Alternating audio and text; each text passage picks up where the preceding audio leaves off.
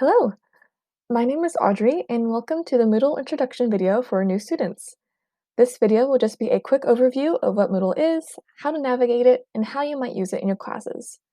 We'll begin with what Moodle is, which is a learning management system similar to Canvas and Blackboard. For those of you who have not used those programs before, do not worry, Moodle is really easy to learn and really easy to use.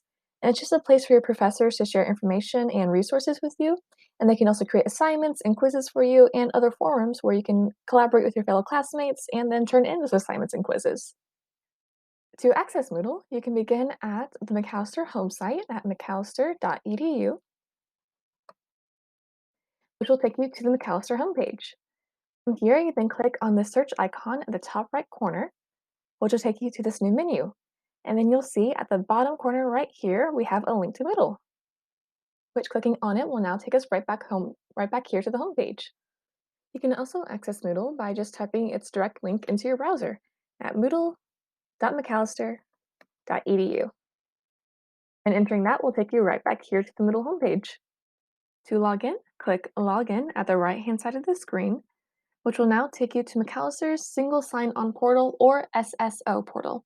You'll be seeing this screen a lot because you use it to access any Macalester site like 1600 Grand or Moodle, and you also use it to access and log into applications that require a license through Macalester, like Zoom. But to access any of these sites, and especially Moodle, you'll just type in the first half of your Macalester email, which is your Macalester username. You'll then use the same password as your email, and you'll just then click Login, which after a second of loading, will take you to the Moodle homepage. Hey, my name is Millie and I'm the other voice on this tutorial. So once you log into Moodle, you're going to see your course list. Every single course you're enrolled in at Macalester is going to have a Moodle page whether the course uses it or not. As shown in this little blurb right here, many professors keep the link to their Moodle sites hidden until they're finished preparing them. All that means is that the course exists and you can't see it yet. So when the professor clicks unhide, you'll be able to see the course and enter it if you're enrolled. If you see courses unfamiliar to you, for instance, I'm not truly taking a demo course, it normally means that ITS is working with the software for the time being. Don't worry if your Moodle doesn't look like your class registration at the beginning of the year. Your classes will always be correct in 1600 Grand, not on Moodle. However, once classes start and you start receiving assignments, make sure that you can see that class's Moodle page, and tell your professor if you can't. We are now going to take a look at some of the pages that are standard to each of your Moodle courses. The first is the general page, which I have open right here, and it is the default page that will open whenever you click on one of your courses. This page will be kind of different in appearance depending on how your professor has organized it, but in general, you'll have more general information like the syllabus and announcement, as well as Zoom meeting links, which will be especially important this semester, up towards the top here. And then other information and resources like assignments and links to readings will be organized under these sections. These sections might be the weeks of the course, or they might also be topics, depending on how your professor has organized it for the module. The next page we're going to take a look at is the participants page. You'll find it just in the navigation panel towards the left-hand side of the screen under the name of your course. Clicking on it right here will take you to a list of the participants in the course, which includes yourself, your classmates, your professor, as well as any preceptors you might have. This page has a lot of really helpful information, including the roles of everyone in the course, what groups they belong to, and if you click on the name of a participant, it will show you their email address, which is really helpful when getting in contact for group work. The last page we're going to take a look at is the grades page. It will also be found in the navigation panel to the left under the name of your course, and clicking on it right here will take you to your grades. The grades page has two tabs, the first being the user report, the second the overview. And as you can see right here, the user report is a breakdown of all your grades for the course that you are in. So it will show you all the assignments and quizzes that have a grade assigned to them, as well as a really great breakdown of their contribution to the course, including their weight, what the grade is, and what you will eventually receive from it. It's also very helpful because you can actually click on the assignments and it will take you to them, which is really helpful for keeping track of assignments and what you have and have yet not completed. Just head back over here. We'll also show you the overview report, which clicking on it right here will take you to a breakdown of your grades for each of your courses.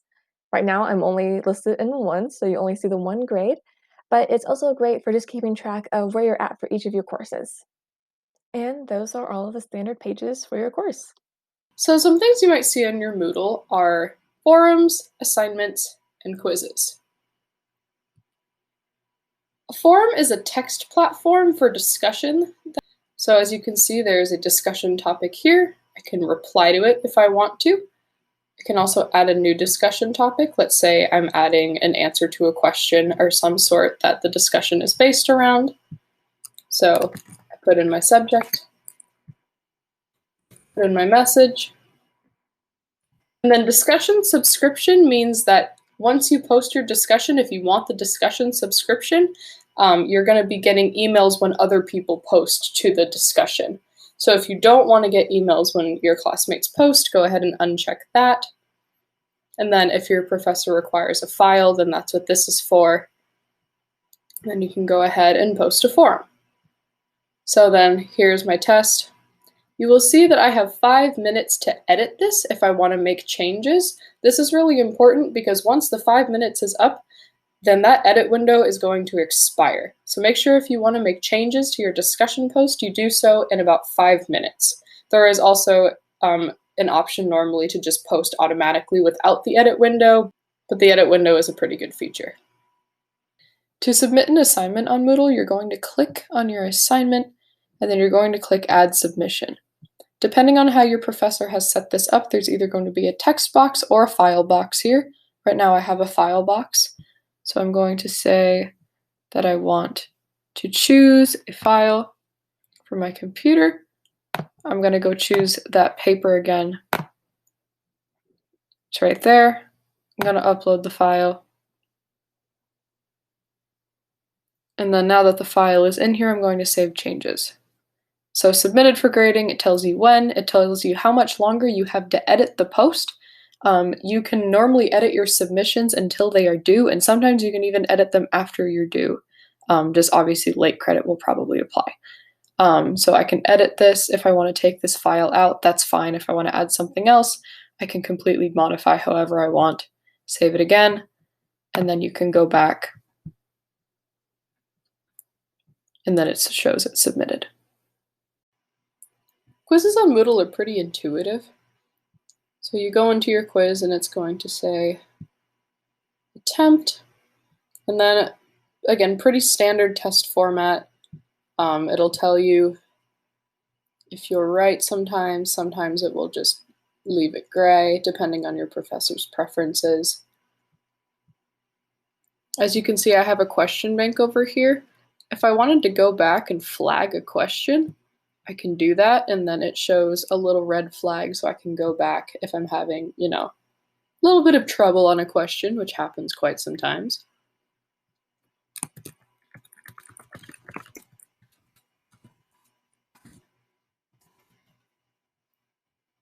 And once you finish your attempt, you can either return to the attempt, see there's my flag there. If I want to return, and I'm going to go back to my flagged question, looked at it again, remove the flag, next, finish.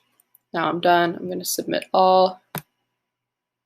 Then it's going to give me some feedback. Sometimes your professor will have written feedback.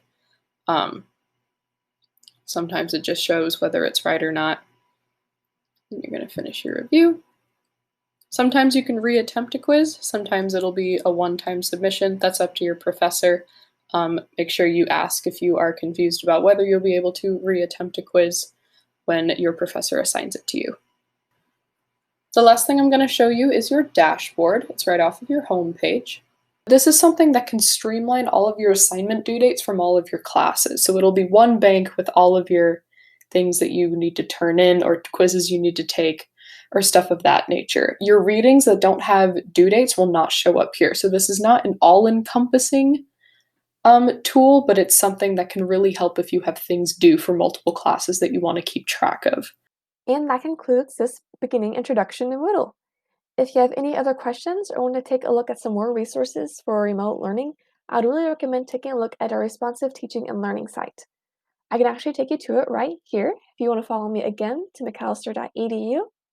We'll search in the top right corner once again, Type in responsive teaching and learning, search for it, and then select it from this list of results, and you'll be at its homepage. As a student, I imagine that you'd be more interested in the learning side of things, so just click Learning from this left-hand menu right over here, and you immediately have access to a ton of resources about remote learning. This includes some tutorials for Zoom, VoiceThread, and Moodle, as well as some additional tips for just the tech side of things for getting set up for remote learning. I really hope this website, as well as this tutorial for Moodle helped you, and I want to thank you again for watching this video.